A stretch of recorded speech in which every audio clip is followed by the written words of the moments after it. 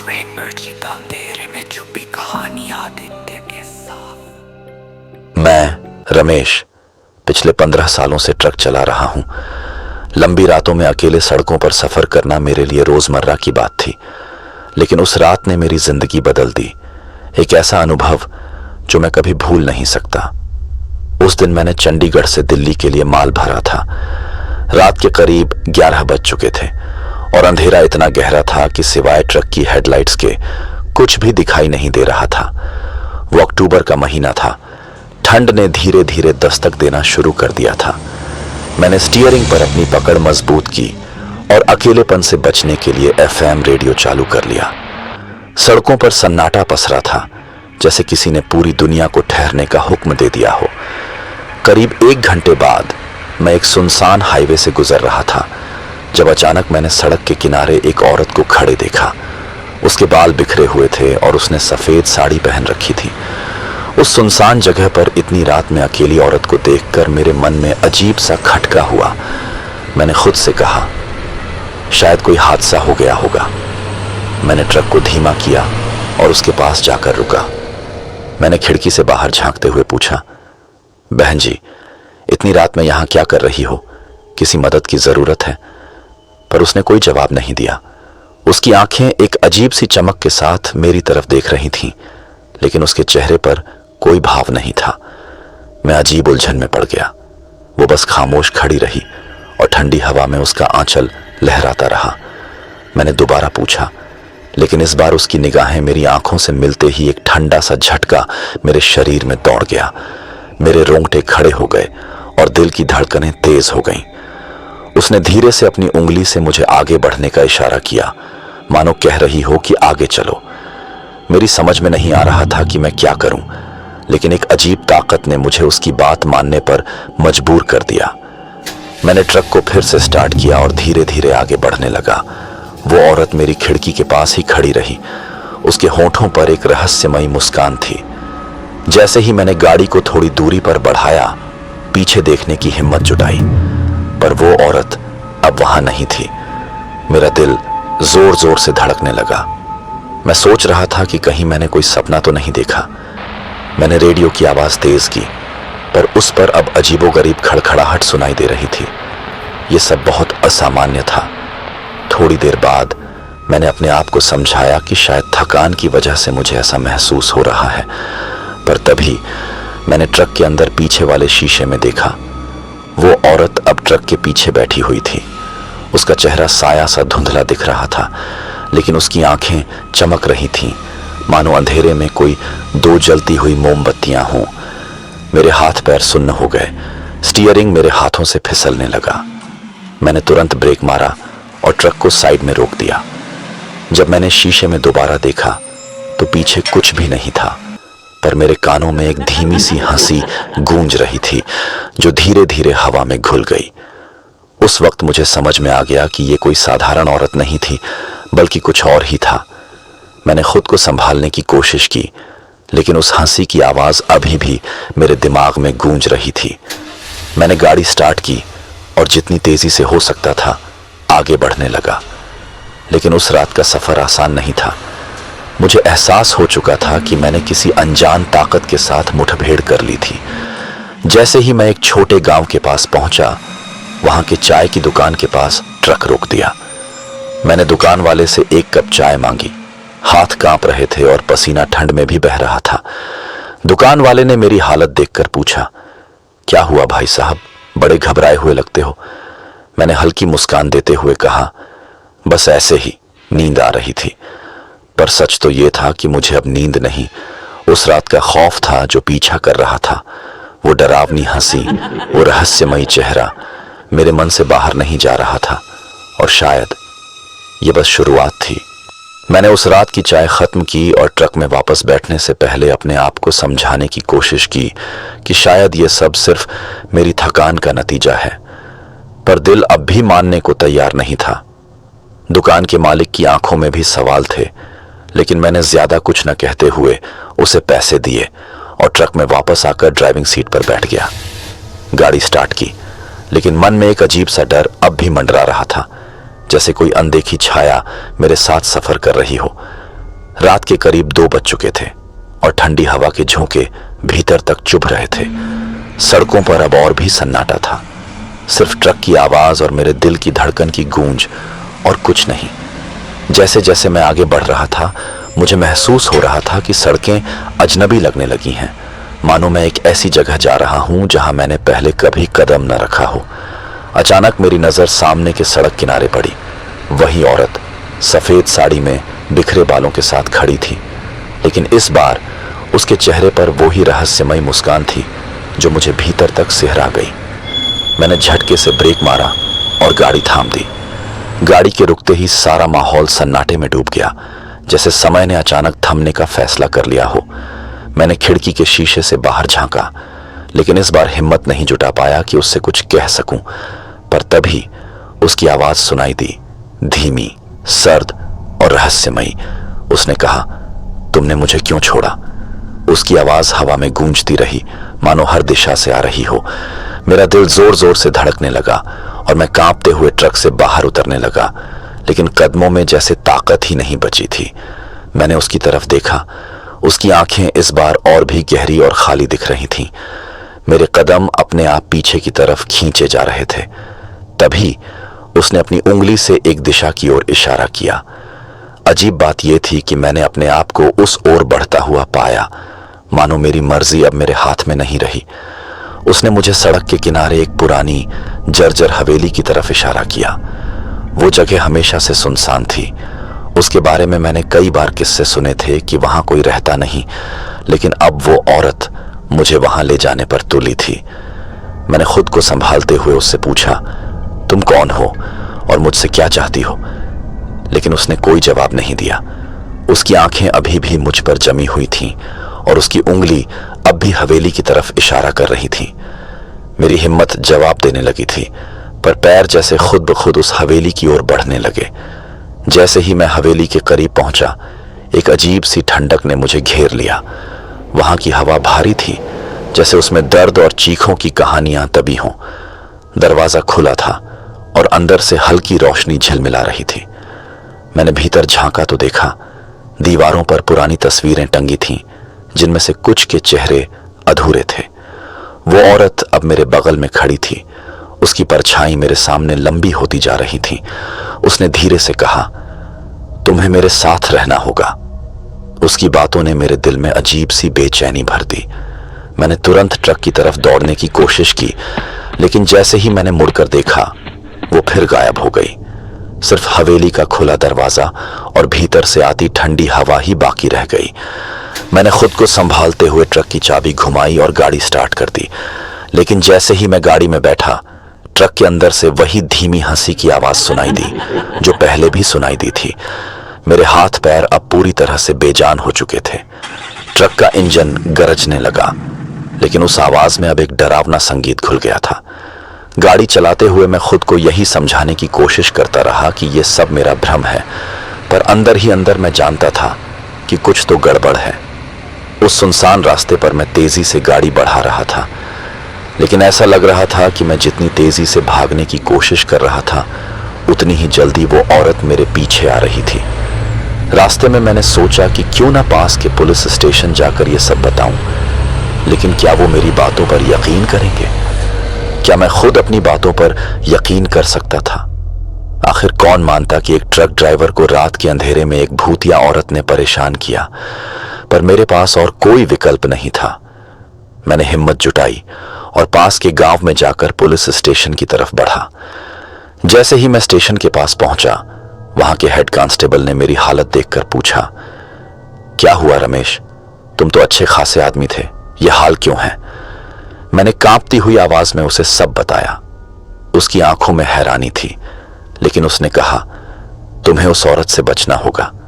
कई साल पहले इसी जगह एक महिला की रहस्यमयी मौत हुई थी।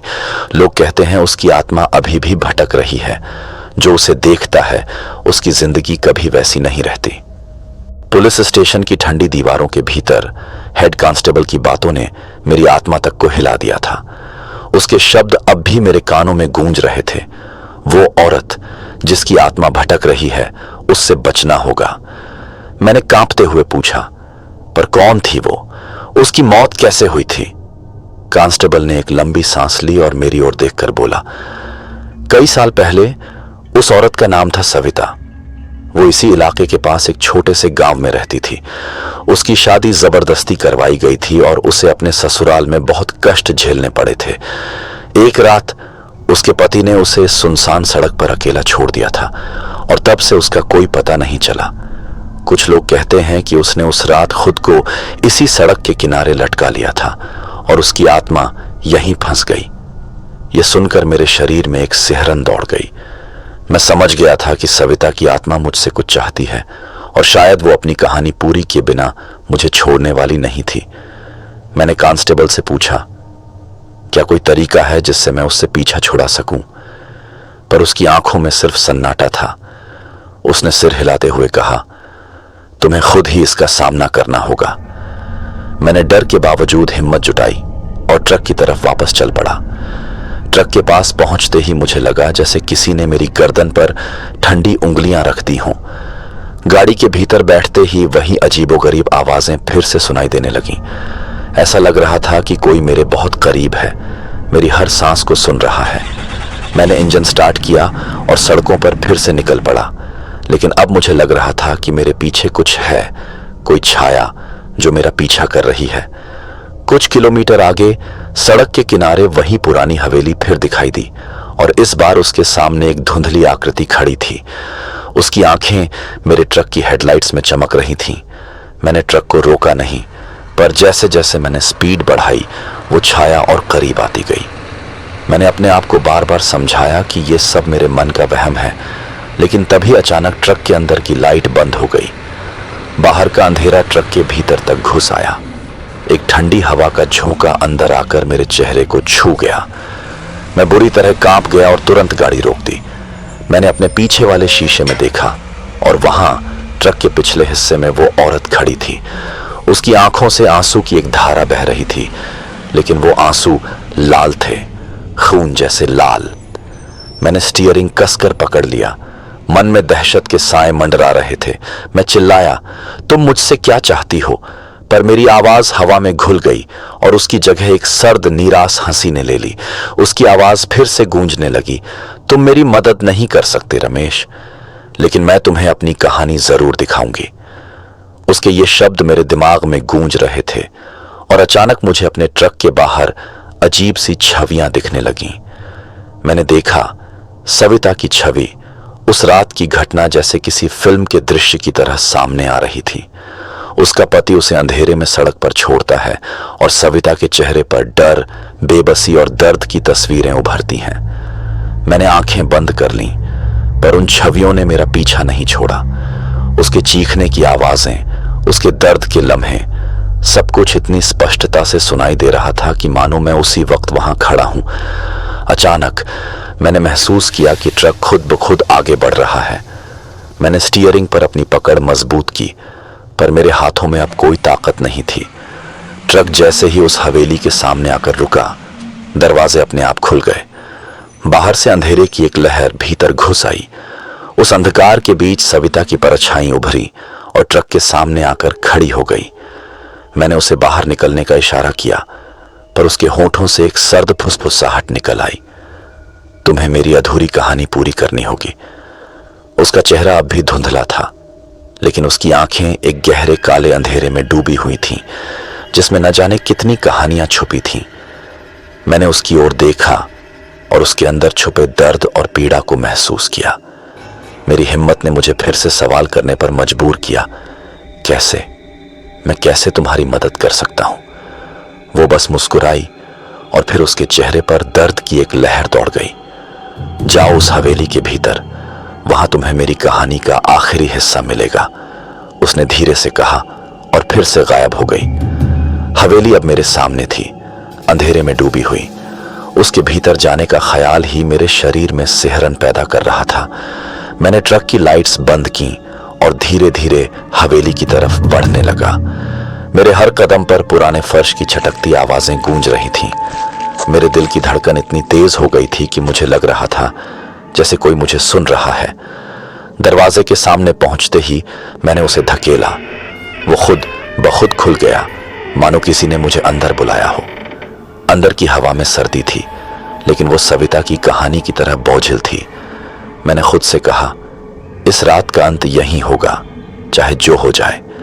और जैसे ही मैंने भीतर कदम रखा, अचानक दरवाजा जोर से बंद हो गया और हवेली की खामोशी में एक बार फिर सविता की हंसी गूंज उठी। मुझे लगा जैसे मैं अब वापस नहीं जा पाऊंगा। मेरी टॉर्च की रोशनी में पुराने फर्नीचर, फटी हुई तस्वीरें और दीवारों पर उभरती हुई दरारें दिख रही थीं। हर कदम के साथ लकड़ी का फर्श चरमरा रहा था और मेरी धड़कनें भी इसी आवाज के साथ तेज हो रही थीं। मेरे अंदर डर था, लेकिन एक अजीब सा जिज्ञासा भी। आखिर सविता चाहती क्या थी? क्यों मुझे उसकी कहानी का हिस्सा बनना पड़ा? ये सवाल मेरे मन में गूंज रहे थे, पर उनके जवाब मुझे इस हवेली की अंधेरी छायाओं में ढूंढने थे। मैंने भीतर चलते हुए देखा कि एक कमरे का दरवाजा आधा खुला था। बाहर एक हल्की नीली रोशनी छलक रही थी। मेरे कदम अपने आप उस तरफ बढ़ने लगे। दरवाजा धीरे धीरे खोलते ही एक बड़ी सी तस्वीर सामने आई, जिसमें एक खुशहाल परिवार दिख रहा था। सविता उसमें एक छोटी बच्ची के रूप में थी। उसके साथ उसके माता पिता थे। लेकिन जैसे ही मैंने उस तस्वीर को छुआ, एक ठंडी आहट मेरे कंधे पर महसूस हुई। मैंने झटके से पीछे देखा, पर वहां कोई नहीं था। सिर्फ एक सर्द हवा की लहर ने मेरे चेहरे को छू लिया। तभी मुझे एक दराज से पुरानी पीली पड़ चुकी डायरी मिली। उसके पन्ने फटे छिटके हुए थे, लेकिन उसमें लिखे शब्द सविता की दर्द भरी कहानी बयां कर रहे थे। उसने अपनी जिंदगी के हर उस दर्द का जिक्र किया था जो उसने अपने पति के साथ झेला था। उस डायरी में आखिरी पंक्ति थी, मैं इस अंधेरे में खो गई हूं, कोई मुझे ढूंढे, मुझे मुक्ति चाहिए। मेरे हाथ कांपने लगे। मुझे समझ में आने लगा कि सविता मुझसे क्या चाहती थी। उसकी आत्मा को शांति चाहिए थी, लेकिन वो अपने दर्द से मुक्त नहीं हो पा रही थी। उसकी पीड़ा इतनी गहरी थी कि उसने इस जगह को अपनी कैद बना लिया था। तभी मेरे कानों में सविता की चीख सुनाई दी, जो हवेली की हर दीवार से टकराकर लौट रही थी। मैंने देखा उस कमरे के कोने में एक छाया सी उभर रही थी। धीरे धीरे वो छाया सविता के रूप में बदलने लगी, पर इस बार उसके चेहरे पर मासूमियत नहीं थी, बल्कि गुस्सा और पीड़ा थी। उसकी आंखों में आग जल रही थी और उसके होठों से लहू की बूंदें टपक रही थीं। वो मेरी तरफ बढ़ी और चीखी, तुमने मेरी कहानी देखी, अब तुम्हें मेरे दर्द का एहसास भी होगा। उसकी आवाज इतनी डरावनी थी कि मेरे पैर वहीं जड़ हो गए। मैंने भागने की कोशिश की, लेकिन मेरे पैर जैसे उस जगह चिपक गए थे। मैंने कांपते हुए कहा, सविता, मैं तुम्हारी मदद करना चाहता हूं, बताओ मुझे क्या करना होगा। उसने मेरी ओर एक कागज का टुकड़ा फेंका। उस पर लिखा था, उस रात जिसने मुझे यहां छोड़ा उसे न्याय चाहिए, तुम इस जगह का अंतिम गवाह हो।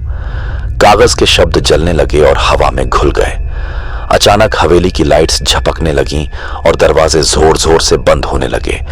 एक अजीब सा शोर, जो मानो सैकड़ों चीखों का मिश्रण हो, हवेली में गूंजने लगा। सविता की आकृति कमरे में इधर उधर भटक रही थी और मैं समझ नहीं पा रहा था कि क्या करूं। उसकी परछाई दीवारों पर नाचने लगी, जैसे वो मुझे डराने का पूरा इरादा रखती हो। मैंने हिम्मत जुटाकर उसके पास जाने की कोशिश की।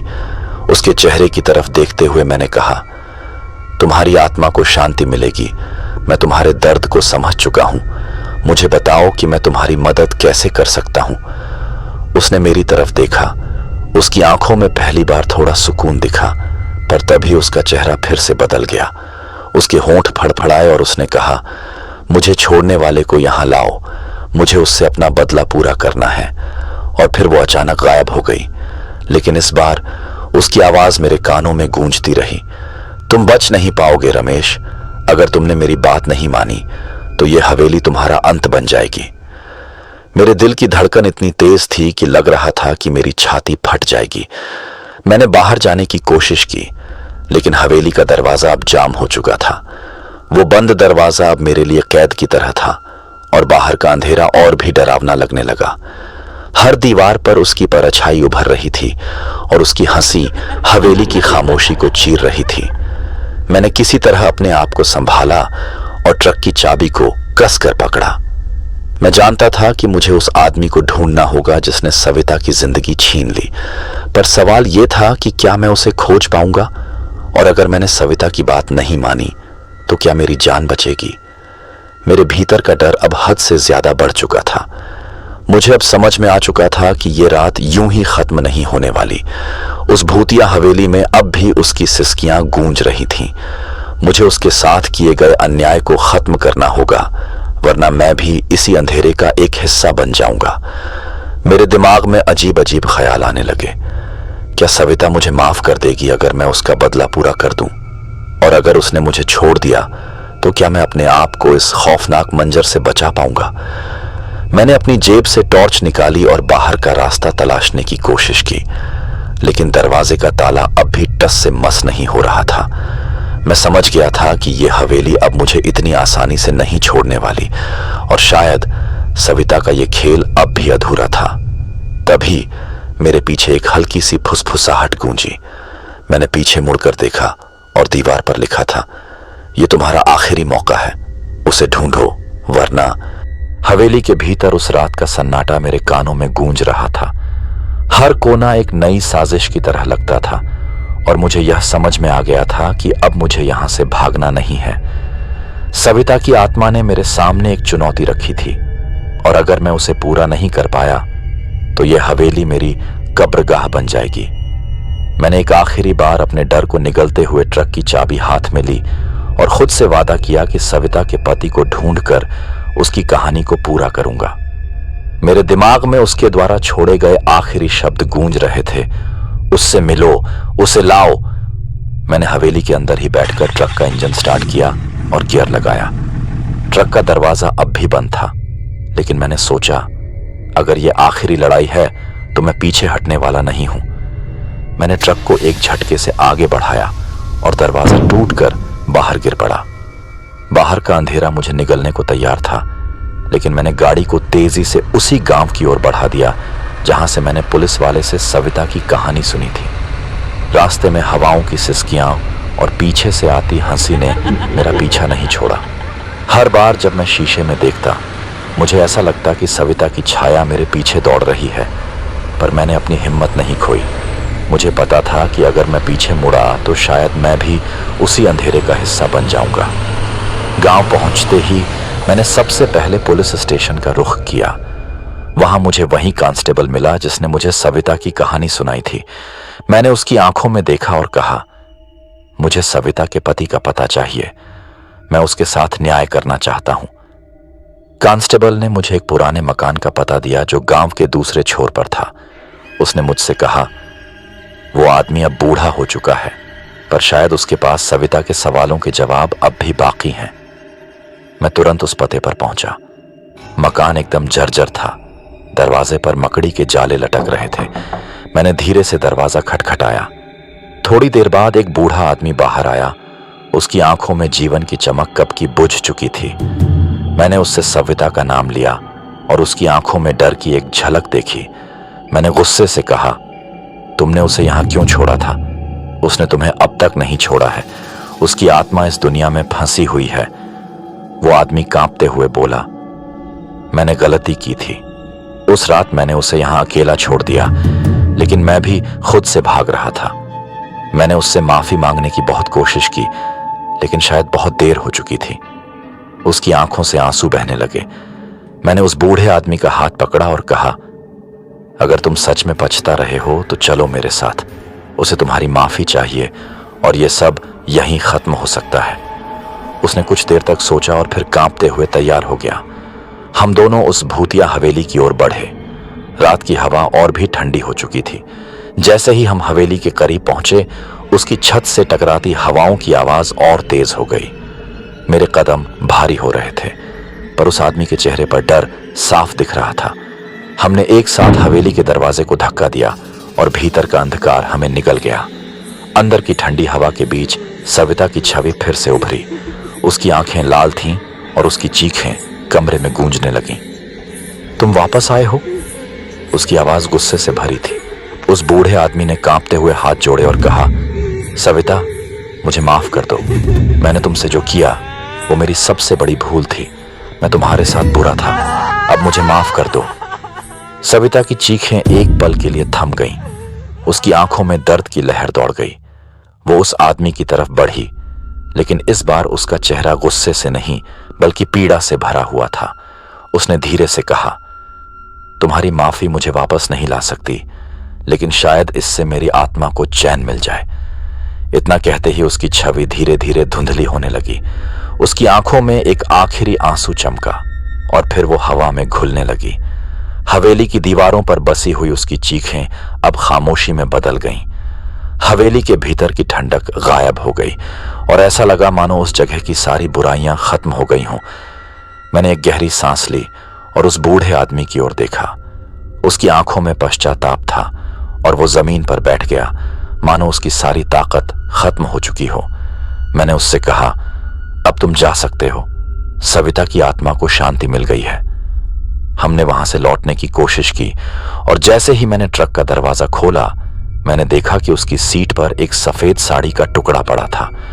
वो शायद सविता का आखिरी संदेश था, एक धन्यवाद, या शायद उस कहानी का अंत जिसे उसने मेरे जरिए पूरा किया था। उस रात के बाद मैंने कभी उस सुनसान सड़क पर वापस जाने की हिम्मत नहीं की। सविता की आत्मा ने भले ही मुझे छोड़ दिया हो, पर उसकी कहानी मेरे दिल में हमेशा के लिए बस गई। हर बार जब मैं अपने ट्रक में बैठता हूं, उसकी हंसी और उसके आंसू मेरे कानों में गूंजते रहते हैं। और जब भी रात की गहरी सड़कों पर निकलता हूं, मुझे वो अंधेरे कोने याद आ जाते हैं। शायद सविता की आत्मा को शांति मिल गई हो, पर मेरी यादों का वो हिस्सा हमेशा धुंधला और डरावना ही रहेगा। हर बात का